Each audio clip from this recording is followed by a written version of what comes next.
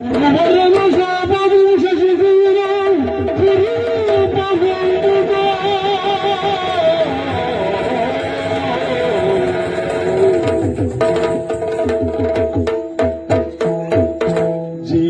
ಯಾತ್ರೆಯ ಯಾತ್ರಿಕರೆಲ್ಲರೂ ಗುರಿಯಿಲ್ಲದೆ ತೊಳ್ಳಲಾಡುವರು. ಜೀವನ ಯಾತ್ರೆಯ ಯಾತ್ರಿಕರೆಲ್ಲರೂ ಗುರಿಯಿಲ್ಲದೆ ತೊಳ್ಳಲಾಡುವರು. ಹಾಲು ನೀರು ಹಾಲಾಹಲವು, ಹಾಲು ನೀರು ಹಾಲಾಹಲವು ಎನ್ನುತ್ತ ಕಾಲವ ಕಳೆಯುವರು. ಗುರಿಯಿಲ್ಲದೆ ತೊಳಲಾಡುವರು ಎನ್ನುತ್ತ ಕಾಲವ ಕಳೆಯುವರು. ಜೀವನ ಯಾತ್ರೆಯ ಯಾತ್ರಿಕರೆಲ್ಲರೂ ಗುರಿಯಿಲ್ಲದೆ ತೊಳಲಾಡುವರು. ಅಯ್ಯ ಅಮ್ಮ ತಾಯಿ, ಬದುಕು ಎಂಬುದು ಎಷ್ಟು ಕಷ್ಟ. ಪ್ರಪಂಚದಲ್ಲಿ ಪ್ರಬಲರು, ಶ್ರೀಮಂತರು, ಸುಂದರರು ಸುಖವಾಗಿ ಬದುಕ್ತಾರೆ. ನನ್ನಂತಹ ದರಿದ್ರರು, ಊನಾಂಗರು ಬದುಕುವುದು ಹೇಗೆ?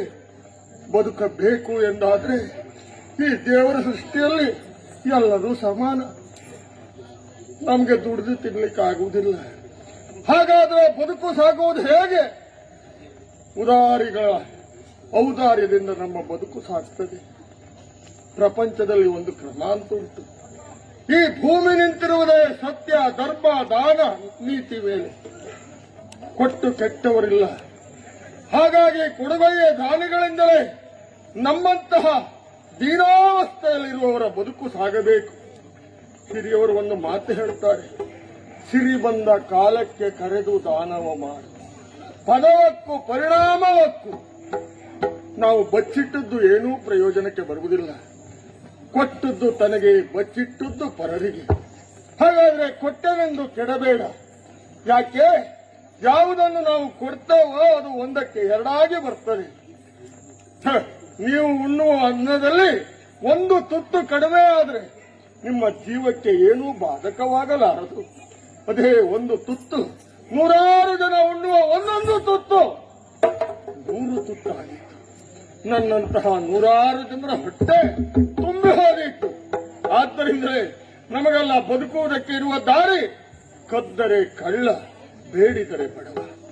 ಬೇಡುವುದೊಂದು ಬಿಟ್ಟರೆ ಮತ್ತೇನು ಅಂತ. ಅಮ್ಮ ತಾಯೇ, ದಯದಾರಿ ಅಮ್ಮ. ಶಿವಪ್ಪ ಕಾಯ ಸ್ವಾಮಿ ದೇವ, ಶಿವಪ್ಪ ಕಾಯ ತಂದೆ, 3 ಲೋಕ ಸ್ವಾಮಿ ದೇವ. ಹಸಿವೆಯನ್ನು ಕಾಳಲಾರೆ ಕಾಪಾಡಿಯ, ಹಸಿವೆಯನ್ನು ಕಾಳಲಾರೆ ಕಾಪಾಡಿಯ. ಕಾಪಾಡಿಯ.